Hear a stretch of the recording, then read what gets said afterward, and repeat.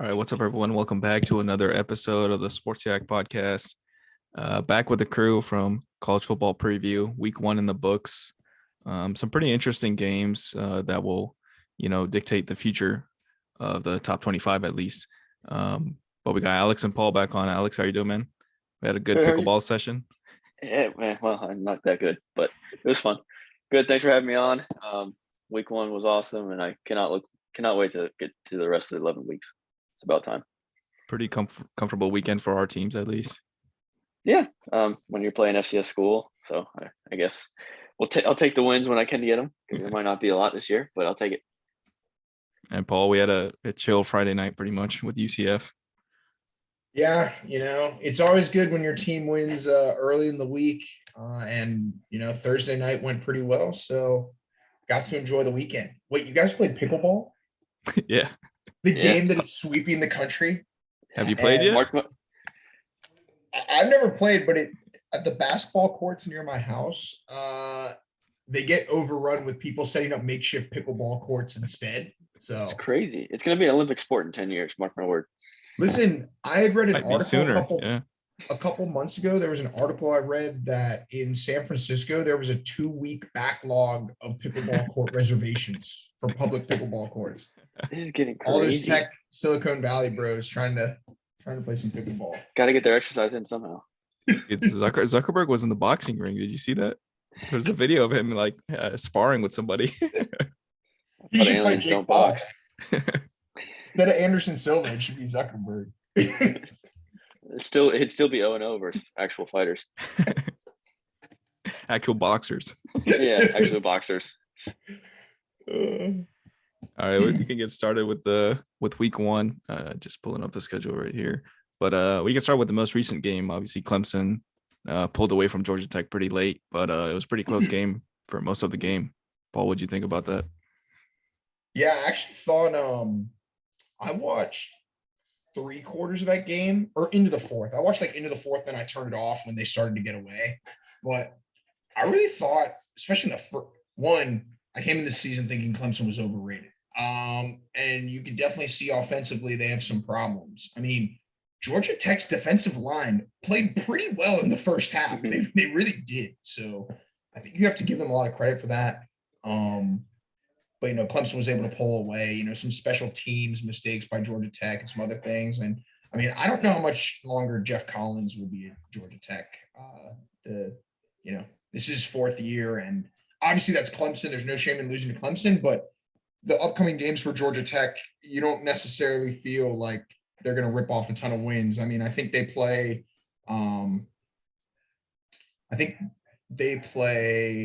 Old Miss. They play like an FCS team next. Yeah, Ole Miss. Then they play UCF. Old Miss, and then they play UCF, and then they play. I think Georgia. They play Pitt. They'll beat Western Carolina or wherever they're playing, but I don't know if they're going to beat Old Miss, Pitt, or UCF. So be tough. Yeah, I mean, I think Clemson's defense still, looks amazing as it did probably the last 4 or 5 years. But obviously, the offense is the biggest question. They were ranked, in the hundreds. I think, I think that's what they mentioned last year. So, I mean, DJ might have a tight rope or a short leash because the other guy came in for a drive, had a touchdown. I think his name is Buckner or something like that. But yeah, Alex, did you catch some of the game?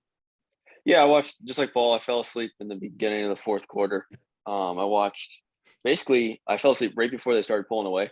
So it was still a close game when I went to bed. So I woke up not thinking it'd be that big of a score disparity.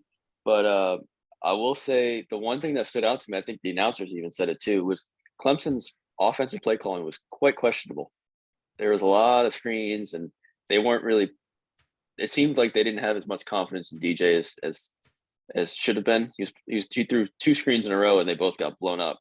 So, but I guess they did pull away. Clemson's defense will, if anything, carry them at least to ACC championship, possibly, depending on Miami, Pitt, and Florida State turnout. But shout out to the Sims quarterback of Georgia Tech.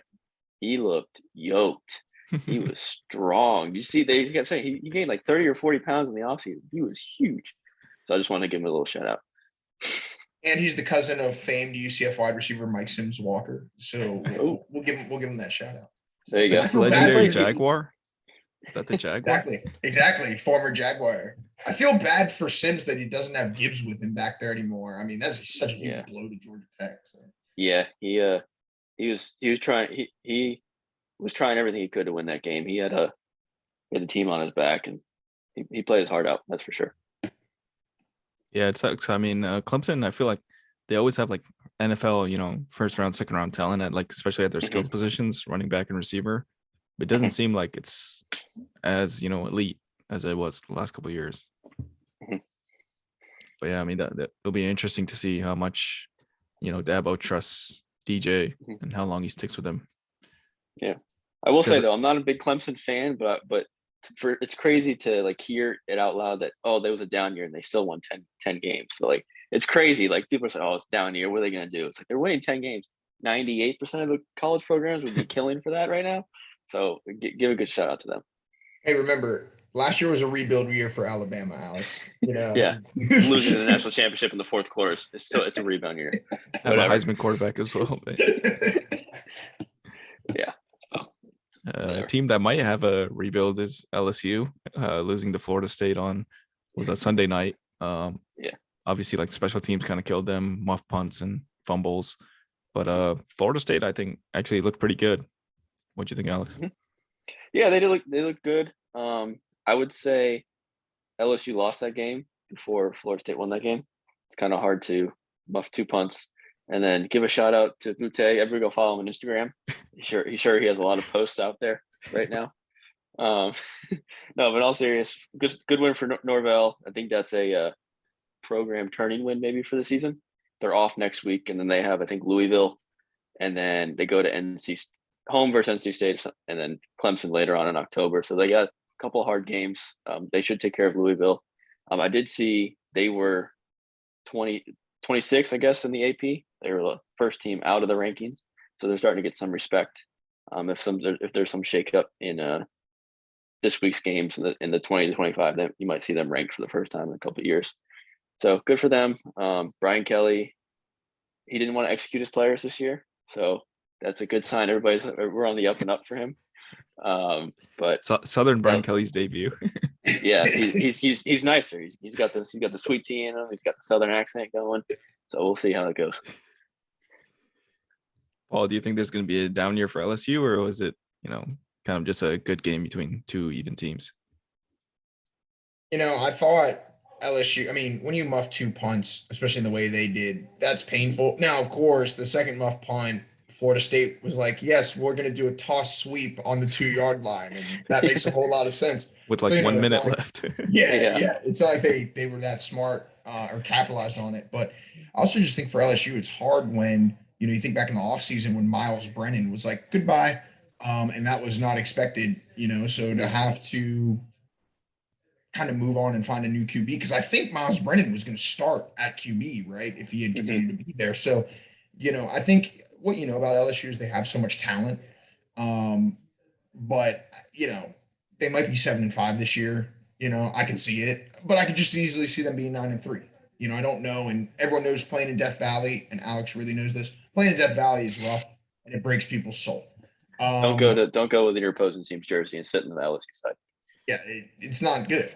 But I do think for FSU, this was a huge win. And I mean, I think for Mike Norvell, it's really great that he's been given time.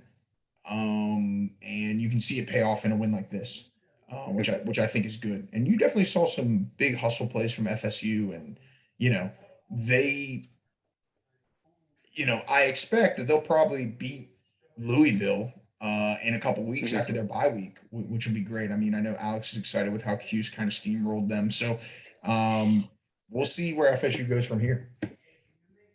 Yeah, I mean, Mike Norvell, I feel like, did they beat Notre Dame in their season opener last season, or was it just a close game? No, Notre Dame took it to overtime. That's when Brian Kelly wanted to execute his players. So yeah, people thought that might have been a turnaround, but didn't happen. Especially with Milton kind of struggled last season. But I mean, if Travis can be good, I feel like their team will be good. They have a pretty good defensive line, and they always have skill in their, skill positions. But when Travis, he finished last year off strong. Yeah. When you go back to the last 7 games they played last year, he actually played pretty well. And the one thing you saw in this last game that is better already is Florida State's offensive line. That's been their biggest problem. You can already see it's better than what it's been. So, I mean, yeah, I mean they blocked the kick too, so it just proves that. Yeah, I they're don't know. special teams. Yeah, I don't know if LSU's O line is bad or FSU's D line is great. I guess we'll see. Next game I wanted to talk about was, I mean, Utah, Florida. That was probably the game of the weekend. I know Florida fans are excited for Anthony Richardson. I was trying to tell Kenny to come on, but he's like, I can't get too hyped yet. I need to, see a couple more wins. He's like, I can't get like, start saying we're playoff contenders. Yeah. AR-15 for Heisman. Yeah. Yeah, I actually meant to text you guys to know if Kenny was alive after that game, and I forgot. He texted us at midnight that day. Hey, I'm buying tickets. Anybody want to go to Kentucky or to the game versus Kentucky because it's home again? So I texted him today because I never really saw it until this morning. I texted him, "Hey, you end up buying tickets?" He goes, "Yeah, I did." So it was weird that Richardson was like, they were already saying on the broadcast he's like a top 10 prospect for, overall prospect for next year's draft. Yeah, it's like the first game he started. He's number 5 in the Heisman now, 5 or 4. Yeah, it's ridiculous. Yeah, Yusuf, he trotted onto the field and they had a graphic up that he was like 12 or 13 on the big board, and I was like, "What?" I was confused. Crazy what 4 quarters of football will do to you. I mean, I thought Utah's quarterback played pretty well as well. Their tight end was a beast, Kite or something like that. But I mean, Florida just made the clutch plays, I guess, especially in the red zone. Even after that first drive, I thought they had a strong first drive, but then fumbled the ball away, which Utah turned into points. But I mean, they held Utah to field goals and they scored touchdowns, and then obviously that 2-point conversion was insane. That was an athlete right there. That was crazy. That was so cool to watch. That pump fake. Yeah, is a fake. But did he spin too? Right, he spun. Yeah. I would say, Yusuf, I totally agree with you that Utah's quarterback Cam Rising, he really played well. I mean, besides obviously the game-sealing interception, he played well. And like Florida fans are obviously very amped about this. One thing I would say is this was a pick'em game as it was, even though Utah was ranked 7. And I do think Florida fans have to temper themselves a bit because there were things you have to look at that were problematic. For instance, Utah's offensive line and tight ends, they were doing. I mean, Utah rushed for over 200 yards and was able to do that without too much problem. If they have to go back and do that last drive again, they might rush it a couple times in the red zone. I mean, they drove down the field in like 45 seconds. Yeah. Utah's problem, and I think you mentioned it, was they would not punch it in the red zone. They kicked a bunch of field goals. If they score some touchdowns when they're in there close, it's a different game. So, but I can't take away credit from Florida, but I do think you've seen a lot of hype, and I'm actually surprised that Florida jumped all the way to 12. To me, that's too much. But Yeah, I mean, I guess like Utah was like 13, I think, so they had to like put them up at least like 1 above Utah since they just beat them. Yeah. But obviously they have Kentucky next weekend, who didn't really look that great. I thought they were one of the interesting 12 o'clock games, right? Were they playing Central Michigan or something like that? Miami of Ohio. Yeah. They I checked, it was 10-10, like mid third. I was like, oh wow. But yeah, I saw there were some highlights going on. There's questionable plays by Will Levis out there. I didn't watch the game because there's a little bit better ones on at that time. But going in the swamp, I think Florida's going to start out 2-0. Probably might get a top 10 ranking now because technically Kentucky's still ranked. So yeah. I mean, we got to. Paul, do you have anything else to say about that game?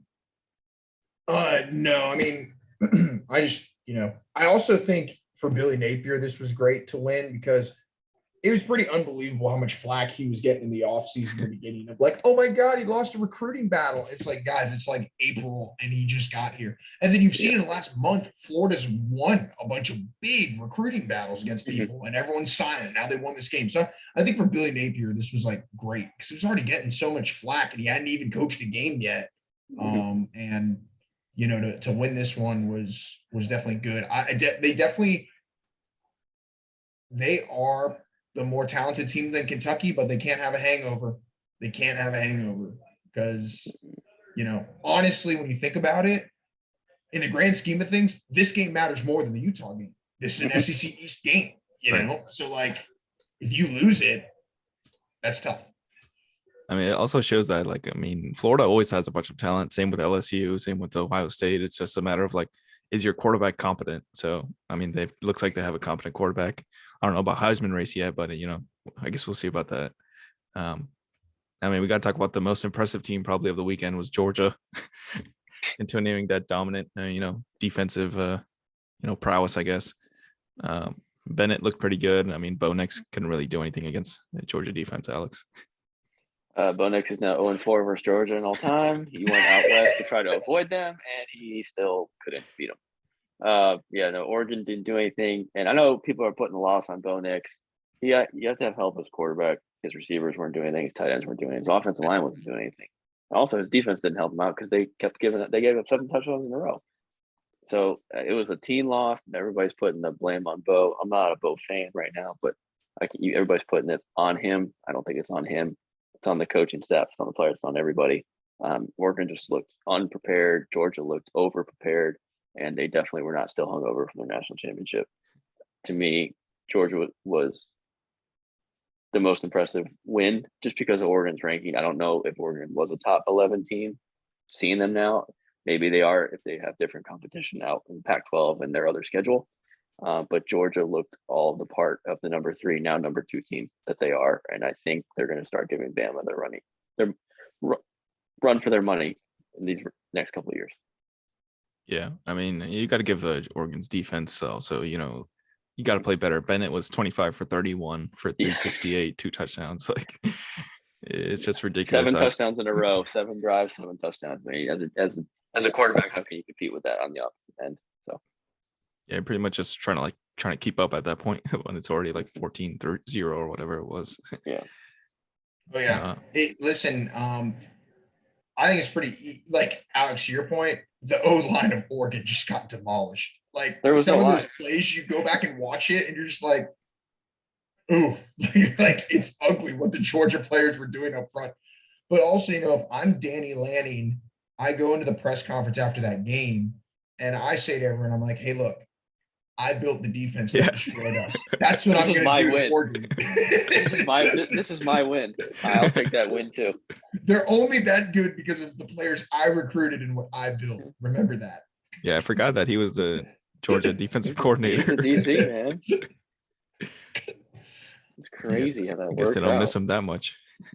Yeah. I think Kirby definitely wanted that extra thumping of it. I don't know about you guys, but I didn't even watch that game at 3:30. Like, I watched the beginning of it and I was like, all right, I'm done with this. And I went to other games. Like, I had on like Cincinnati and Arkansas, and I had on like UTSA and Houston instead because I was just like, this Georgia game. Both technically better games than this one. Yeah.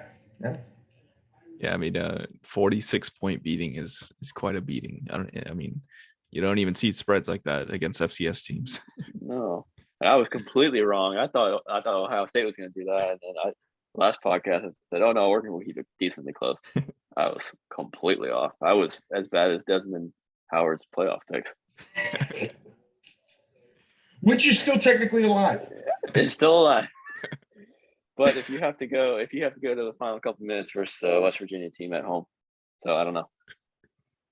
Yeah, I mean that was pretty rough. I mean, I think Pitt plays Tennessee, right? So they have a pretty strong at home though. At home. I think they're like a 6.5-point dog at home against Tennessee. So yeah, but we should talk about Notre Dame, Ohio State. I thought both defense actually played pretty good.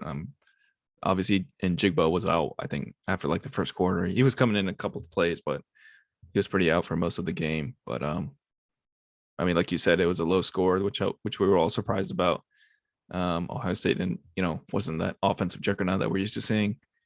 But what'd you think? So I have to be honest, at this point in time, I had two TVs up, and I had the Florida game in the middle, and I had Florida fans at my place. And then the Ohio State Notre Dame game was on the like right next to it, still on a big enough TV, but it was muted. So I was like looking back and forth. I honestly didn't watch a ton of that game. Like, I was glancing over at it a lot and saw some of the big plays. It was a pretty boring game, to be honest. Like, that's what I've heard reading about it. One thing I will say is, and like I said, I didn't watch a ton of it, so I might not have the best ground to stand on. But clearly, Notre Dame's defense is better than I gave them credit for. Now, their offense is not good. Well, and I can't even say that because Ohio State has a good defense, so I can't even hate on Notre Dame's offense too much. But I have to give Notre Dame's defense credit. They played a lot better than I think anyone expected. And today, when I looked at the rankings and I saw they only dropped to what, 8? I think they're at 8. I was okay with that. I was like, wow, they played really. They stayed in that game, and so I think they deserve to stay in the top 10, and we'll see what they do. So I actually don't think it was a bad showing for Marcus Freeman. Yeah, I mean, they kept it close. That's pretty much all you can ask for. It's a top 5 matchup. You're going against like the consensus, like basically, top two or three teams. So with a, at their place. Yeah. I don't. Is there any other game you guys want to talk about from week 1? I know, Paul, you gotta jump for a little bit. Oh, no, I actually don't. Oh, really? I think my roommates took out dinner, so I think I'm good. Nice. Okay, wait. Did you all watch any of the App State UNC game? No, I could not. Yeah, I was doing a fantasy draft, so I couldn't. App State scored 40 points in the fourth quarter. Oh, UNC, right? Yeah. Yeah, App State scored 40 points in the fourth quarter. 40. Was it 12 minutes? Points. 12 minutes. Was it 12 minute a quarter? What's 40 divided by 12? How many points is that a minute? That's crazy. They scored 40 points, and the end of it was insane. Like, So what App State happened? scores. I never thought. So at the end of the game, it's 56-49 UNC. App State scores a touchdown with they score a touchdown with 30 something seconds remaining, 40 seconds remaining, somewhere around that. And they go for 2 to just win it. And they run the perfect play. Perfect. The receiver, he does a jet sweep motion and just keeps on running. He's wide open the flat. There's no one there. And the QB just not enough touch. And there's no one. Leaves it short. He just threw it over his head. Oh. But then here's what happens. App State, so they're down 1. They have to onside kick. They don't have timeouts. They onside kick it. UNC recovers it. And instead of going down, the UNC special teams player gets his eyes all big, runs in the end zone, scores. Oh, is that the play where UNC just wrecked their whole onside recovery team? Yes. And so UNC scores. They kick a PAT. Well, they're up 8. App State gets the ball back, drives down the field, scores a touchdown with 9 seconds remaining, goes for 2 again, gets stopped at the half-yard line and loses. Oh my god! Why did I not watch this game? That was probably the best game of the day, one of the best games of the weekend. I mean, Florida State and LSU, obviously, and Utah, Florida, but that App State game was crazy. Definitely watch the highlights, and yes, the App State special teams unit got. One of you sent that in the right? Didn't one of you send that in the group chat or no? I don't think so. Okay, yeah. I thought so, but I've seen that video you're talking about, Yusuf. Yeah. So they pretty much just all hit stick to the recovery team of App State, and then that's what you're saying. They just ran it all the way to a touchdown. Yeah. Selfish. And I was sitting there and I was like, you need to go down, man. They could score. Your defense is horrible. They let up all these points to FAMU. Don't do it. He did it. And FAMU got wrecked by Jackson State. Jackson State's a juggernaut. Watch out, man. They're only ranked 17 though in the FCS. Okay. The Deion Sanders might get a good job. I mean, maybe in the next couple of years. I mean, well, they're saying if Norvell lost his LSU game, then he'd be on a very hot seat. He'd be up by December if they didn't turn it around, and Deion was the first call. Yeah. All right. I think we can move on to, the AP poll. As you said, Florida's number 12. They, had a huge jump, obviously. Wasn't many surprises after that. What'd you think? Yeah, it wasn't crazy. I'm glad that Georgia did jump Ohio State. I know it probably doesn't matter in the grand scheme of things this soon in the year. Tennessee's ranked now, which is interesting to say the least. They got to go to Pitt. So Pitt versus Tennessee is now a ranked matchup. And I think a sneaky under the radar game is going to be BYU Baylor this year. 2 ranked teams. That's in Provo this year, correct? If I'm not mistaken. I think it's at BYU, right? Yeah, it's I in believe, Provo. I believe you're correct. I believe it's in Provo. Okay. Yeah. So that's going to be a sneaky game. I know everybody's eyes this week are on the Texas versus Alabama, which rightfully so. Texas is not ranked, thank God. I'm glad AP voters finally got one right for the first time. I wonder if they still got a first place vote in the coaches poll. Hey, I'm just worried if Quinn got his car back because he got towed in the middle of the game. Yeah, I saw that. He had the wrong parking pass. The wrong pass. He got towed. He got there before Sark and got towed.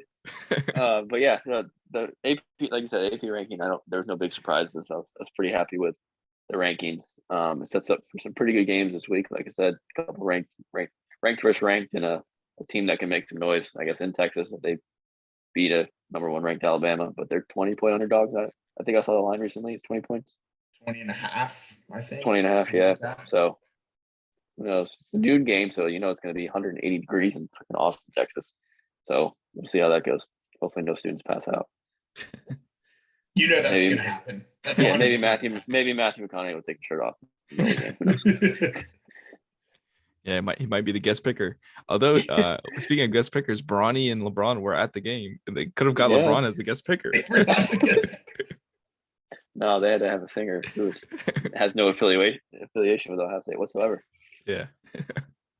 Like I said to you all last week, I didn't understand it. I was confused. I told you, I was like, I don't understand why he's the picker, but he is. Yeah. I'm with Alex. The rankings weren't surprising to me. I mean, I think teams that moved down should have moved down like they did. Like NC State, I think they dropped 5 places. They should have lost to ECU. Wait for that kicker, Jesus.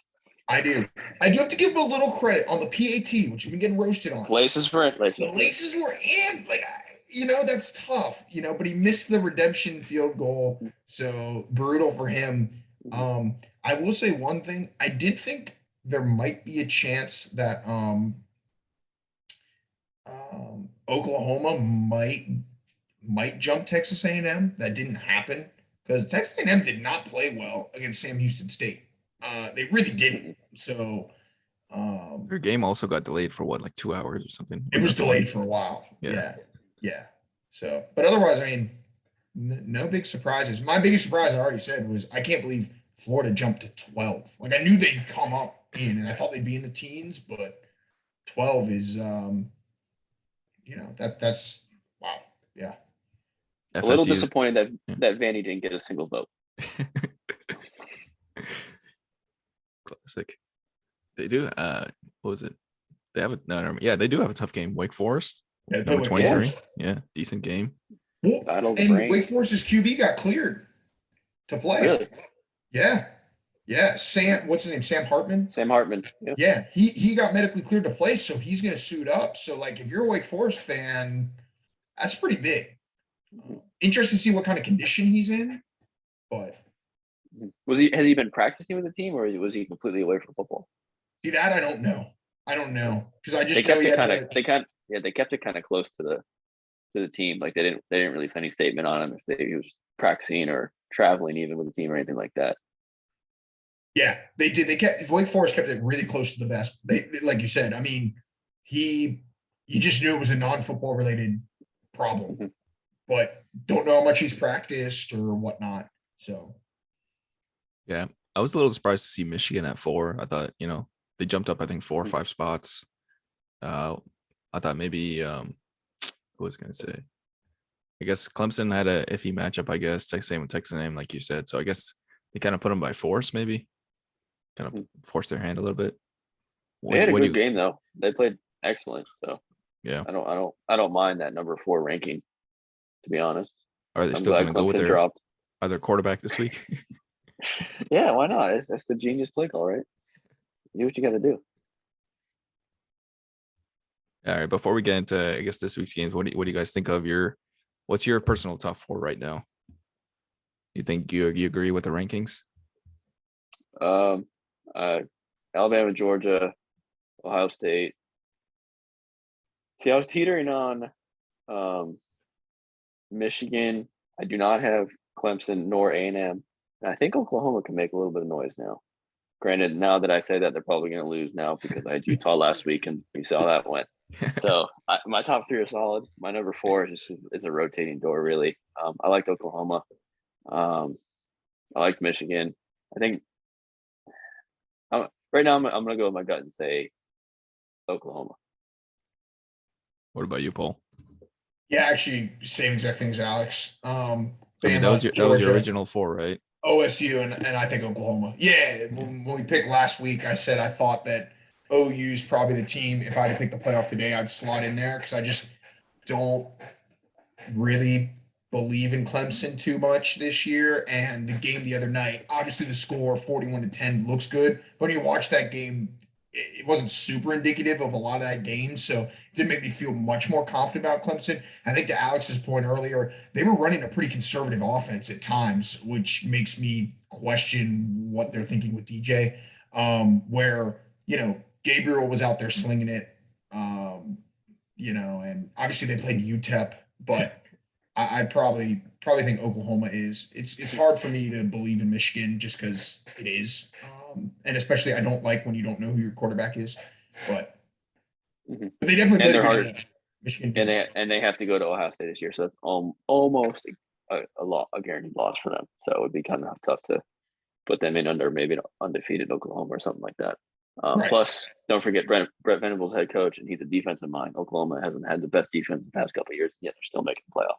So that's why it's giving me a little bit more confidence in my pick as well. Yep. And USC and Miami didn't really play anybody. I mean, they both put up like 65 or 70 points. So yeah, Miami playing the BC, baby. I think Miami's off this week. Actually, I don't know. They're playing Southern Miss, so they're like cupcake game, I guess. Little Sunbelt game right there. And then USC has Stanford, I guess, going away to Stanford. Decent game, favored by 9. I mean, it's a 7:30 ABC game. That's the best they could do. Yeah.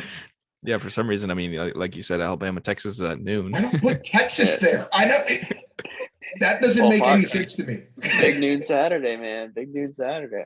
I personally would have put Utah or BYU Baylor at the 7:30. Sure. Yeah. Yeah, put that. That'd have been sweet. We would have seen the sunset over in Provo at the middle of the game. That'd been sweet. But no, we got to watch Stanford in an empty stadium versus USC. Stanford. Now, maybe I'll say this and then it'll surprise me and win. They have not been good the last couple of years. They just haven't been. They've been a bad football team. And I'm like, why is that the 7:30 game? It does not make sense to me when you look at some of the other games this week on the schedule. I don't really get that, but it is what it is. I guess, yeah. I mean, is Fox taking SEC? No, Fox is Big Ten, right? And then SEC will be ESPN, right? Yes, because we lost CBS soon. Yeah. Big Ten. Big Ten's going to CBS. It's gonna be the weirdest hearing the sound, and you're seeing like Iowa and Nebraska and Ohio State. It's just not gonna be all right. Wait, by the way, you brought up Iowa. I have to say something about Iowa. Oh yeah. Did you see the rock fight that game was? They didn't score. That's 7-3. They didn't score a touchdown. It was two safeties and a field goal versus an FCS school. And granted, South Dakota State is a good FCS school. Yes, but that's unacceptable. You're Iowa. You're supposed to be competing for the Big Ten West every year. Exactly. And you're like, their quarterback is atrocious. He's just terrible. Like he's so bad. And I hate saying it like that, but it's just sad. Like when your defense puts up more points than your offense and they're not even pick sixes, they're safeties. Yeah, that's probably the funniest scoreline of the weekend. 7-3 with, a field goal and 2 safeties. It would have been funny if it was like 4-3. They should have not even kicked a field goal. 4-3 with a game-winning safety in the fourth quarter. Like, oh man, I wish I was there for that. That would have been funny. They got Iowa State this week too. It'd be crazy. Their coach, like when they, game plan for the game, they're not trying to like cover the spread or anything. They're trying to win 2-0. That's their all-time best scoreline that they can achieve. That's the Midwest attitude right there. What's that thing? oh God, I forget is it Scoregami? Yeah, Yeah, or the unique score, like yeah, unique score 2-0. That's probably happened. I I wonder know if there's Auburn. ever been a 7-3 game where there were two safeties though. I know they do it Obviously, that for. doesn't I affect know that score. account tweets it for like NFL, but I'm not sure if they do it for college. But yeah, that would be interesting to see. Auburn beat Mississippi State one year in the early 2000s, 3-2. That was a pretty crazy storyline. Remember that they always used to play that. I saw a tweet about the Iowa game. He was like 7-3 is not bad for 4 innings. It's like pretty good score. Yeah, isn't that like the corn game, the Field of Dreams game this Field of year had a higher Dreams? scoring game, had a higher scoring game than Iowa football this year versus an FCS school. All right, we should go on to the probably the biggest game of the weekend. Obviously, Alabama at Texas. Alabama is maybe it's not the biggest game because Alabama's favored by 20. You know, you guys might think it's a blowout. Paul, we'll start with you. Yeah, it's gonna be interesting. I think Alabama will cover. I think Alabama will win. I do, however, think maybe for a quarter and a half, Texas could keep it close. I do think that just because of the emotion that'll be in this game. But Alabama is just so good. And I was actually having a conversation with some guys after games this week about they were asking, who would you put at your number one right now? And a bunch of them were like Georgia. And I agreed that Georgia had the most impressive win of the weekend in terms of just utter dominance over a team ranked as highly as Oregon. But I still was like, I'd still have Alabama at 1. Like, I'm not going to move Alabama off that 1 line for winning. They also won 55-0. 55-0. Yeah. Just because of what like Georgia did, and I think at that point you're splitting hairs anyway. No discredit to Georgia, but like Alabama is just they have 2 field generals. I think people really discredit Will Anderson and what Will Anderson is and what Will Anderson does for Bama's defense. Like, yes, they have a Heisman winning quarterback and they have a guy who probably should have finished a lot higher in the Heisman rankings or Heisman voting last year. I mean, not to take away from Hutchinson from Michigan, Will Anderson had better stats across the board and wasn't invited to New York. That doesn't really make Far any sense. better stats. Far better stats. Yeah, like not even close. And so, for Bama, I just think it's such a complete team and they're hungry because of last year, And I am still a person, and obviously I wanted Georgia to win last year, the national championship. I am definitely a person who thinks if Alabama had been at normal strength in the national championship, like they were in the SEC championship, I think there's a good chance they win. I mean, you saw how Williams was playing in the first half of the national championship game before he got injured. He already had over 100 yards and a touchdown. Like, so all that to say, I think Bama's just really complete. And I think they will probably pull away from Texas, and there's never any shame losing big to Bama. So. You agree with that? Yeah, Paul kind of took the words out of my mouth. I think it's going to be close in the first quarter. It might be like a 7-0 game, maybe even a 7-7 game in the first. And then after that, it's just I think Bama's going to pull away. I don't care that it's in Austin. It doesn't matter where Bama plays. It's Bama. Historically, it doesn't matter. He goes to LSU, he goes and wins there. He goes anywhere. He goes to Auburn, he goes and wins there, except the past couple years. But that's not the point. Give a little plug to Auburn. But I think, I think Bama covers. I think they'll win by 24, I think. And they'll show why, like Paul alluded to. Nick Saban's mad. He's angry that he lost the national championship game, although it was a rebuilding year. So you got to give him credit for that. And I don't think Quinn Edwards is ready for a Bama defense like that. He's too young. Granted, Trevor Lawrence carved him up his freshman year, but I think this is one of the better Bama teams in Nick Saban era for sure. They got a returning Heisman quarterback. We got Will Anderson, who is the best defensive player in the country, who I think will be top 5 in Heisman at the end of the year. And they got just a juggernaut of offense and defense. They 55-0 versus a good Utah State team. So yeah, I mean Utah State was getting votes, I think, in the first AP poll. Yeah. So that's impressive, no matter who it is. Alex, to your point, like it was so funny because I heard someone, one of the people I was watching the Florida-Utah game with, was like, "Oh, Alabama's playing Utah State. I wish we got to play like easy cupcake teams like that." And I was kind of like, in my head, I didn't say anything, but I was like, Utah State's not necessarily a cupcake this year. They were receiving votes. They're picked to finish fourth of the Mountain West. Like, yes, I understand that's not the SEC. It's not. But that's a team that has a quarterback. And did he get injured in the game? Because I didn't really see Bonner play. I didn't really don't know watch what that happened. game.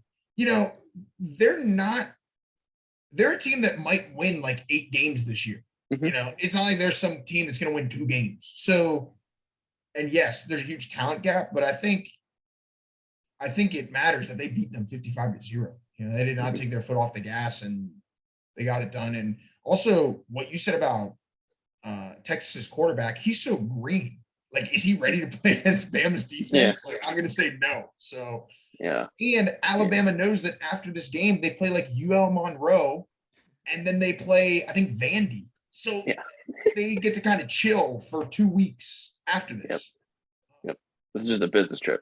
Get in, do the business, leave. That's all it is. Maybe if they put a boot on Quinn's car, they'll definitely put him in the different vibe. Yeah, let's hope he's not in a actual boot. And Alabama has a tendency of injuring quarterbacks with all their sacks and their dominant defense. So hopefully, I hope it's a close game just because of entertainment purposes. Especially in Texas, the crowd will be going nuts. But yeah, I kind of agree with you guys that Alabama should cover. Texas is not ready yet, and they're gonna be like, this is what we're expecting in the SEC pretty much in the next couple of years when you guys join us. So, next game I would say Kentucky, Florida. It's probably the next biggest game. Maybe if you want to go, Tennessee, Pitt, but I think Kentucky, Florida matters. As you said, for SEC East, it's more important than Utah. So. I think Florida. I mean, they should win this game if they're legit. They should probably win by at least 10 points, because especially since Kentucky looked, a little bit average. But what do you think, Alex? Yeah, I think I got Florida winning by 17. I think is my shot. Again, it's in the swamp. It's a good home field advantage. Is this a night game or is this a mid-afternoon game? Night. Yeah, 7 p.m. Night. Yeah. There we go. So it's going to be as crazy as it was in Utah. Shout out to the students there. They were going crazy. I just think Florida has a more talented roster, even with the change in coaches and stuff like that. Florida's defense, bend but not break kind of thing. They did versus Utah. They picked them off where it matters, obviously. And the AR-15's kind of got another light. Maybe he's got some confidence because maybe he lost some confidence last year where Mullen, for some reason, was having Emory start over him. And then I think he gained some confidence this game. Now maybe they're going to open up the playbook a little bit more. I don't think that was all of their plays. And they're going to definitely even change the playbook because they realized how athletic Anthony actually is on the field. So. Paul, kind of agree.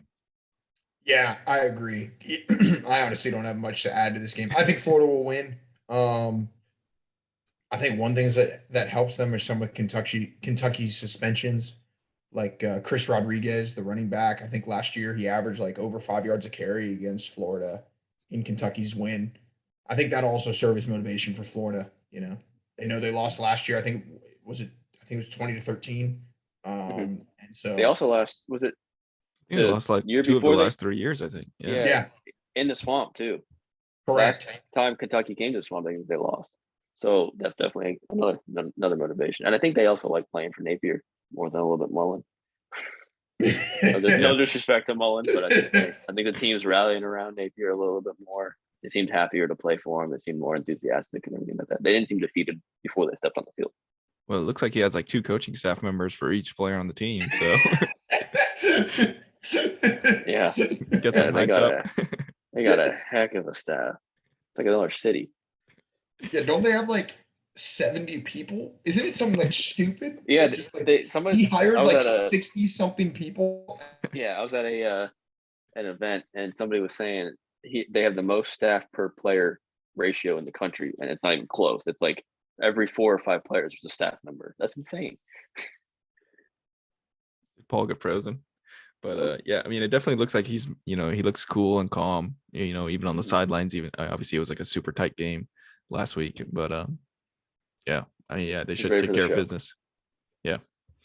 and they're only favored by 5, so I feel like they should cover Oh. that. Take Florida. And then you said Baylor BYU, as Paul's still frozen. BYU looked pretty good, I thought, There he last week. So I Mhm. think they should win this game as well. Yeah, Baylor going cross country to half country to Provo.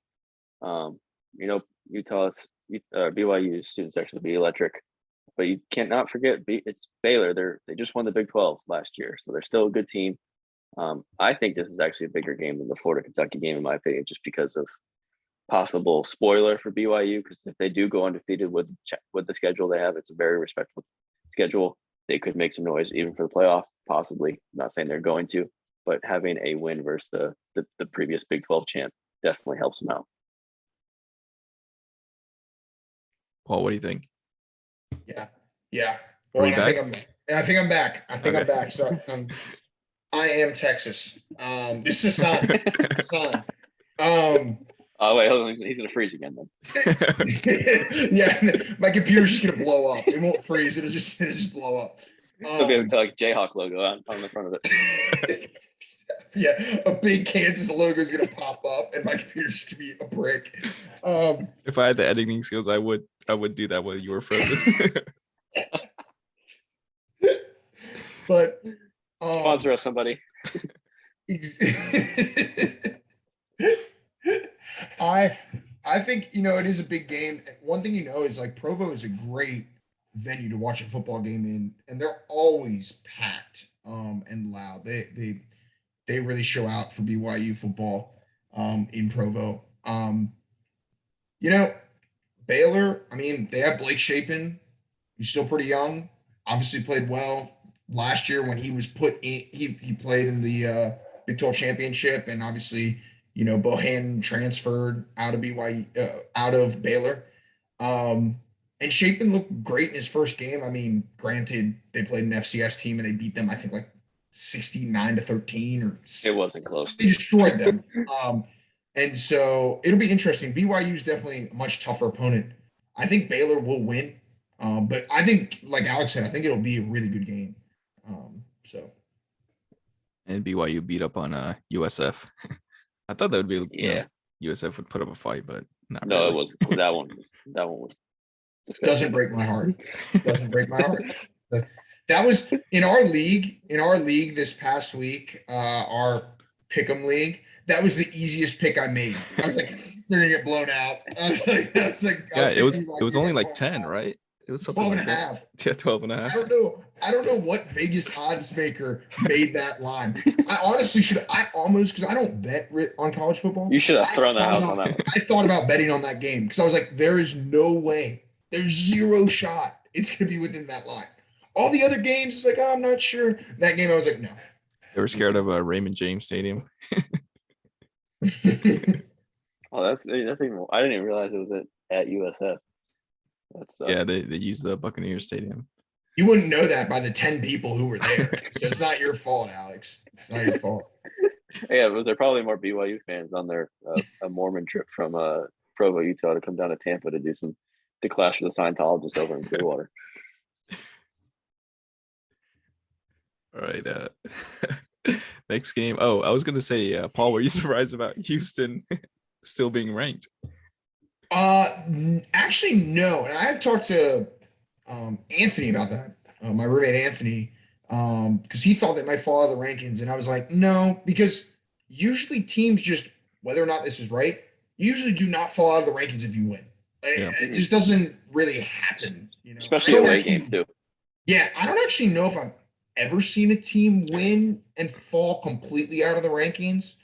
And UTSA, I know people are like, it's UTSA, who cares? But then I turn to those people and say, do you know how good UTSA was last year? And they're like, no, I don't know what conference they played in, even play in. And I'm like, well, they were the champs. They won. They don't know the Roadrunners, dude. Exactly.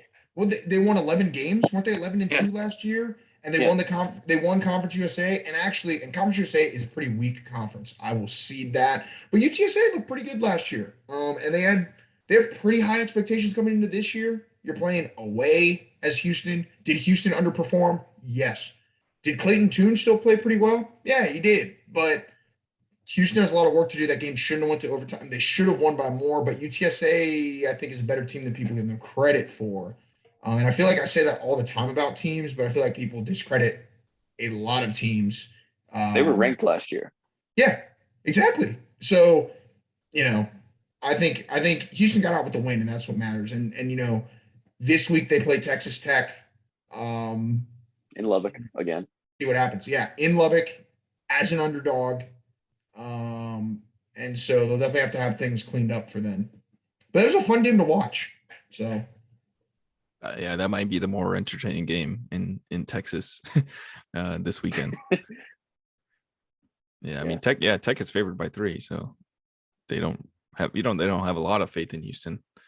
The state of Texas could take some losses this weekend if BYU pulls it out and Bama pulls it out, and I mean I guess Houston versus Texas Tech. I guess more probably right now. I think I'd say Houston has has a bigger fan base than Tech right now.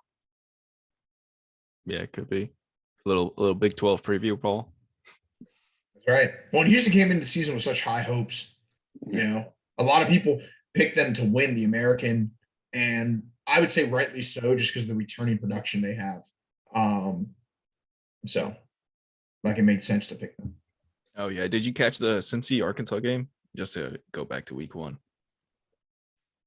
Yeah, I had that on at the same time as the Houston game. So I watched it, part of it. Actually thought Cincinnati, their defense, they actually kept the game closer than I thought. I think I said last week that I think Cincinnati's overrated because they lost a lot of production, but they were still ranked as high as they were, which I didn't really understand because of some of the names they lost. And, but to only lose by 7 in an SEC game against a ranked SEC team, no shame in that. So they're still a good team, but they definitely have some things to figure out, especially on offense, especially with a new quarterback under center. So yeah, I think Arkansas will be more disappointed in how they played than how Cincinnati, they played. So it'd be interesting to want to watch, especially Arkansas. I mean, obviously they play in the SEC West, so you're gonna find out if they're real or not pretty soon. They play South Carolina this week, so it's a first good challenge for them. Yeah. I think they play Bama in 3 weeks, so be ready for that. Yeah, I know they gave them problems last year. It was a pretty close game, if I remember. Yeah, Katie Jefferson had one of his better games of his career versus Bama. He did really good. Tennessee, Pittsburgh. Obviously Pittsburgh struggled a little bit, backyard brawl. West Virginia was driving, I think, for a win, but had that pick 6 right off the receiver's hands. As we were saying, Alex, that that receiver was playing great before that, and that was just an unlucky break. He balled out the whole game, and that's what people are going to remember him for, which is the most unfortunate thing about football. It's like any sport. You can be going, you have the best game of your life, and then you make the biggest mistake of the game. Is nobody cares about how you played except that one play. So it's unfortunate how that happened. I think is Tennessee favoring this or Pitt? Yeah, Tennessee by 6.5. Yeah, that's tough. They gotta go to Pitt. I know. Shout out to Pitt last year or this last week for the game. I've never seen a Pitt student section that big, and the crowd for the game was awesome for them. I think it's gonna be just as big this week. So we'll see. I really don't know enough about Pitt or Tennessee this year, to be honest. I always just don't look at Tennessee because I just think they're gonna drop the ball like they always do the past couple of years. Now that they can't have McDonald's anymore on campus, so we'll see how that goes. I like the reasoning. Hey, yeah, I've never was a Tennessee fan. Hate Tennessee, so I don't really care to look into them. And I don't know anything about Pitt, so I'm not going to try to make an educated guess on this. I will just throw shade at Tennessee because they deserve it. Both of us kind of have beef. I guess all 3 of us have beef against Tennessee. I guess with Heupel and Danny White leaving UCF, but I think Tennessee should win this game. I think they're looking pretty good. Hey, I have no beef with Tennessee because I was glad Josh Heupel left. And Tennessee fans seem happy to have him, and they seem to always talk to UCF fans and be like, "Why didn't you like him?" And I'm like, "Please just take him. I'm glad you took him. Glad you gave me money, and I got Gus Malzahn, and I'd rather have him than a robot who just says 1-0 all the time and doesn't talk to the media and doesn't recruit in what I think is a smart way." Now at Tennessee, he's done much better with recruiting, but at UCF, oh my God, it was like, dude, you're in the football richest state in the country, and you're recruiting people from Virginia. Why are you doing that? I do not understand. So, and then he'd be like, go 1-0. And I'd be like, so anyway, but Tennessee, I think they'll win. I think Hooker being like established starter is really helpful for them. And you're gonna see Heupel do what he does. They're gonna run the offense as fast as humanly possible. They're probably gonna have 90 to 100 plays in the game. Pittsburgh, and I've seen Heupel's offense against Pittsburgh, and I've seen his offense actually destroy Pittsburgh. So, but now he has SEC bodies in there. I think they'll probably win. But Pat Narduzzi is a great defensive coach, and Slovis is a pretty good quarterback. So, we'll see what happens. But I would expect Tennessee to probably win. Also, just want to say it's pretty ironic that Heinz Field's no longer called Heinz Field when Tennessee comes in. Think that's a coincidence? Yeah, they're like, "Oh, Tennessee's coming. We can't just leave out Heinz all day. That's not gonna be good. We don't want to mess up our field." So it's more shade in Tennessee. I don't know any. I only know a couple Tennessee fans, so I'm allowed to say crap like that. Dude, a golf ball is about to fly through your window and just hit you in the head. You're gonna be like Lane Kiffin. You gotta be careful over there. Yeah. I think that's pretty much it for week 2. Any other game that you guys thought was interesting? Well, I'm looking at the game now. Let's see. FSU still not ranked, although the state of Florida is back. Yeah. No, I think we hit the big ones. Well, I'd like to see how Notre Dame bounces back versus Marshall. That'd be interesting to see how truly good Notre Dame's offense is. And then pretty much everybody else that we talked about, the bigger teams have cupcakes. Clemson is Furman, A&M is, well, App State's not cupcake anymore, but I think they have a little bit better defense than UNC. Yeah. Yeah, I would say the only game, and we touched on a little bit, that I'm interested in is just Iowa and Iowa State. And to have a rivalry game that early in the year, and I know we kind of mentioned it in passing, I think is pretty interesting. Over under 14 points. Probably over, because Iowa State might just get 14. No, Iowa will get at least 2. At least 2. Learned anything. Okay. I think that also, low key, got to put this out here. There is the battle of the nerds this week, Duke versus Northwestern. That is this week. True. Little battle of the nerds action. I don't know. I like the name. Big Friday night game for you guys. ACC team comes in town. Yeah, it does suck that Louisville got smoked by Syracuse, but if Malik Cunningham's any good, it should be still a decent test for UCF, I guess. Yeah, we just have to contain him, which Syracuse was able to do. Syracuse contained him because he is a running threat, and he threw 2 interceptions. And his O-line played like garbage. Syracuse's D-line played very well. So watch out for the juice, man. Yeah. Did we get some more votes? I haven't looked at the AP poll. Yeah, you did. The vote section. You guys are like 20, 28 or 20. Hold on. I think we actually lost a couple votes. 26, I think we had 29, 30. You're 31. 31. I think in the preseason poll we had 27 AP votes, and now we have 22. I think that's right. I don't know if we really moved at all. We might have been 32 in preseason. Now we're 31. I can't remember. We basically didn't move. And Auburn moved a little bit up, I think, right? Yeah, we did. Just a tad. Yeah, just a tad. I mean, our starting quarterback, TJ Finley, threw 2 picks for Mercer, so we're just continuing that interception train. So, but we'll see. We have San Jose State, so we'll tweak out hopefully some bad things before Penn State comes to town in 2 weeks. Yeah, Oregon dropped out of the rankings. Penn State almost lost to Purdue, but they held on for that. Mm-hmm. Still in the votes. Cincinnati's still above us. Obviously, Florida State probably got more votes after beating LSU. But yeah, Fresno State got some votes too. Yeah, Fresno State. I think they're tied with us. UNC somehow still getting votes. Should not. All right. Shout out to Oregon State. They're doing pretty good too. Yeah, well, I mean, Boise State 1-0. had about the worst start Yeah. against Oregon State you could possibly have.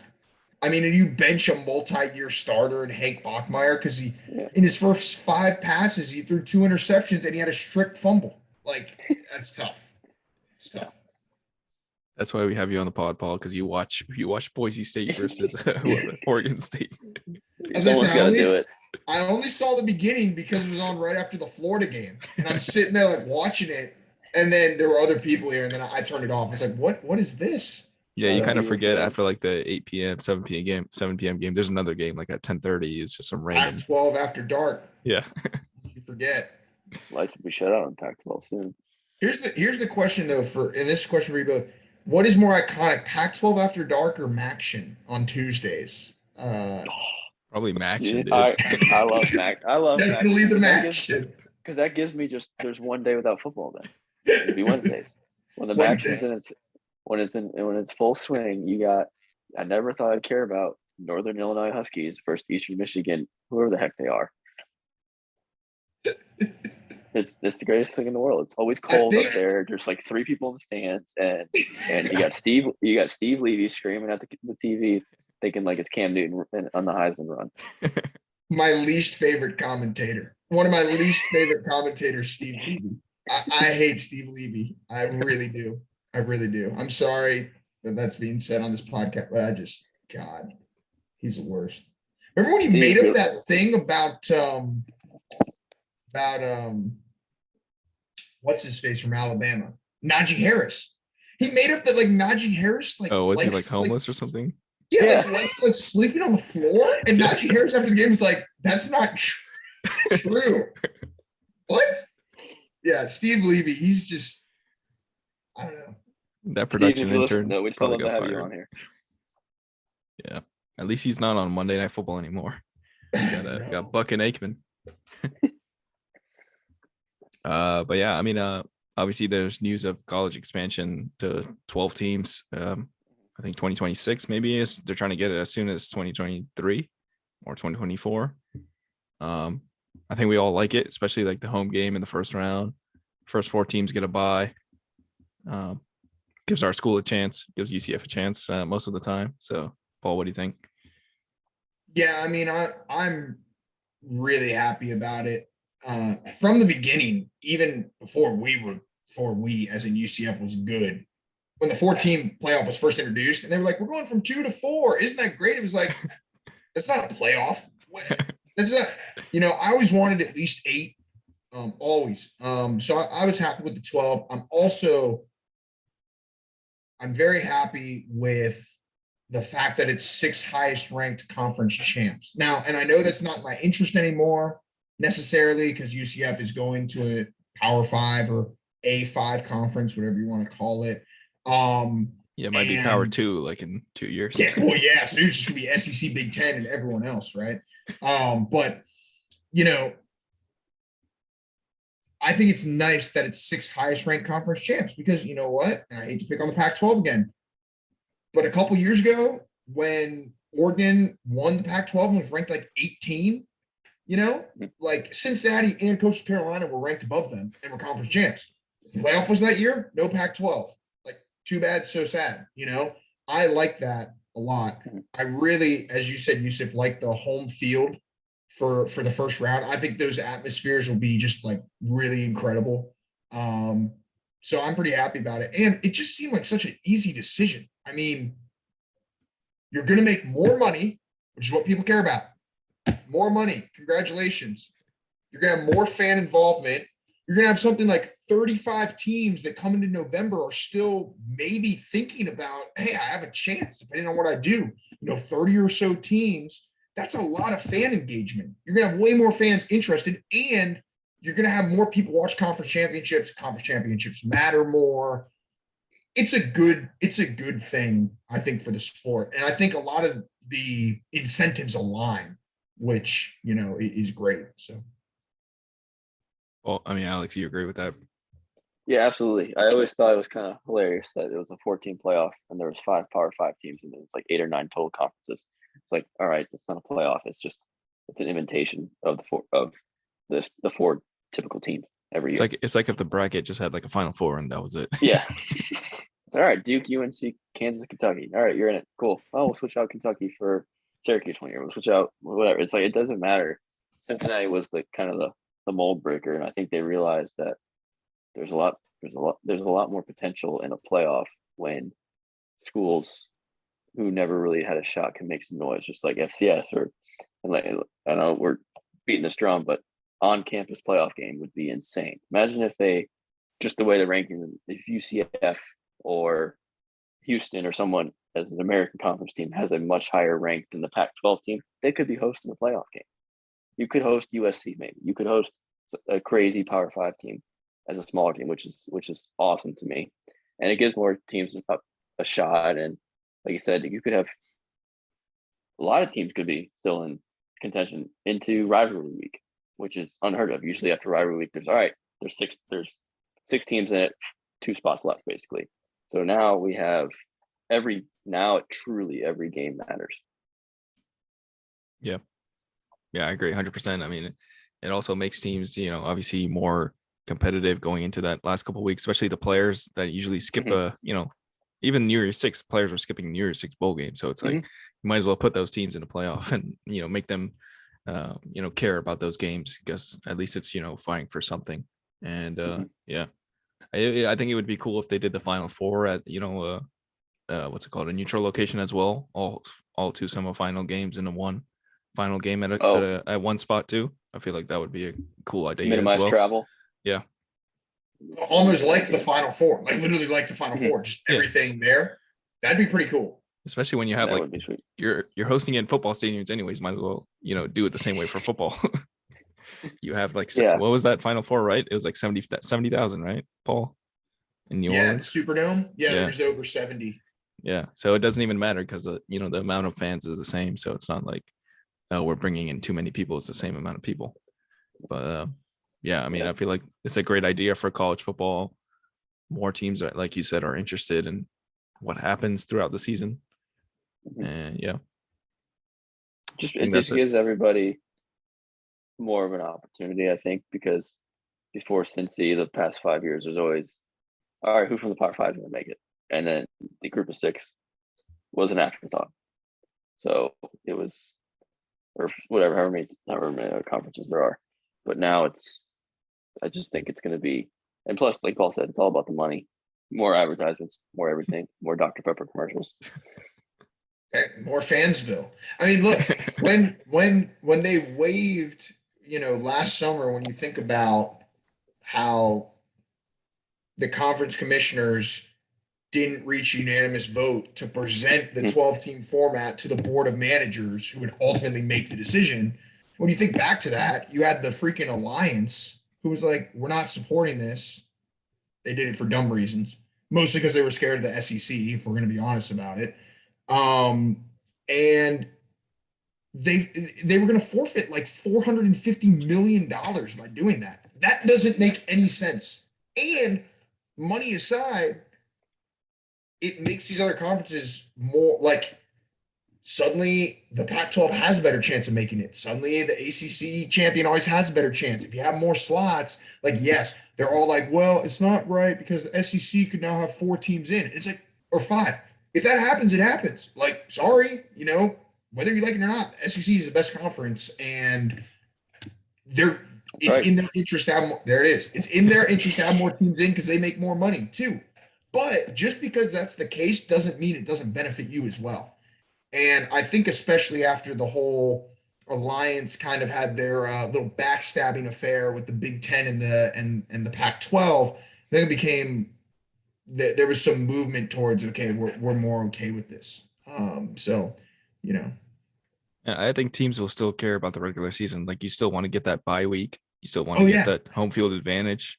So yeah, I think people were saying, like, I think Reese Davis said it was like, that it impacts the way like college football is played, and diminishes the importance of the regular season. I was like, no, it doesn't. It's maybe one more game.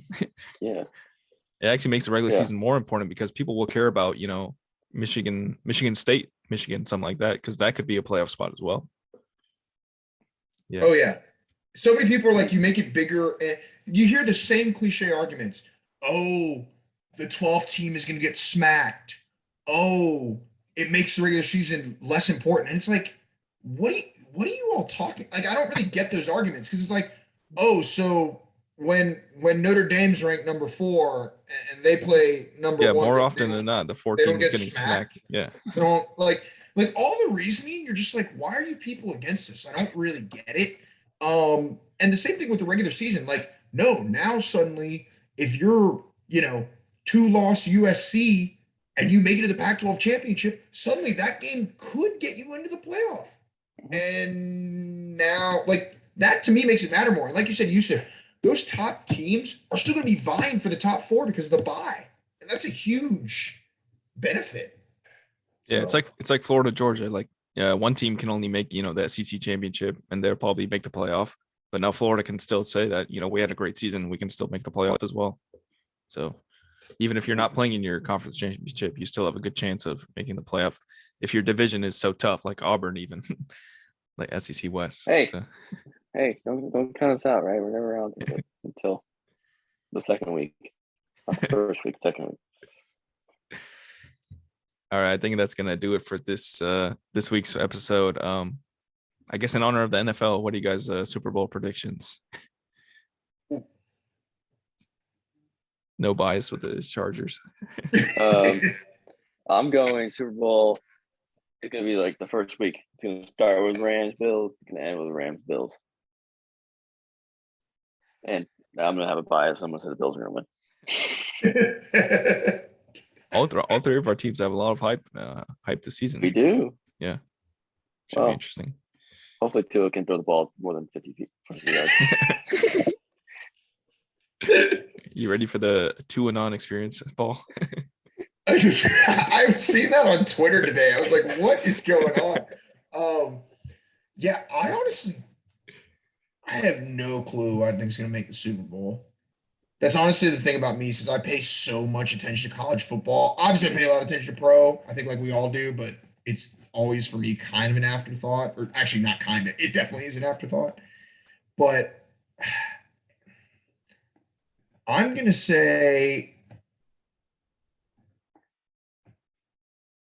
I have no idea. I can definitely see the Rams again making it in the NFC. But then you're also like, I know the Bucks have a messed up O-line, but Tom Brady's back and he really wants to win. And I hate him, but he's good at throwing footballs, not running though.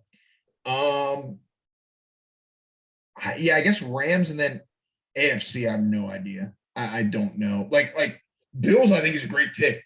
I mean, Bills should be very good. And I hate that I have to play them in week 3. Week 2 or 3 last year didn't go well for you. 35-0. Remember that? No, it didn't.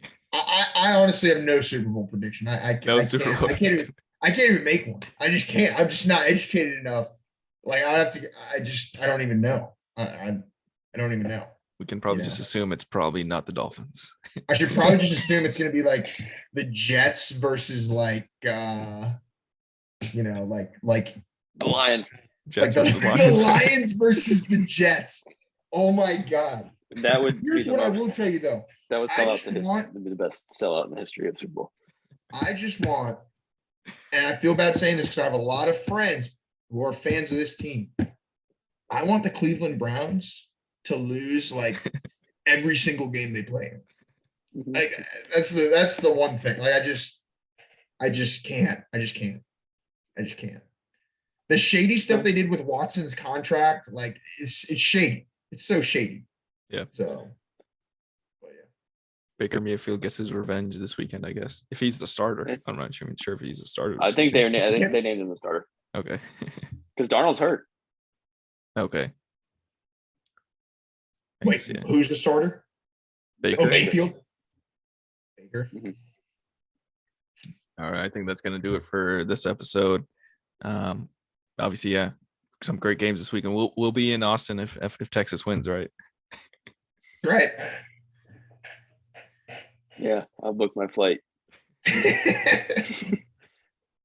I'll try to save money. And I'll throw myself on standby just in case. Sounds like a plan. All right. See you guys next week. That's good. See ya.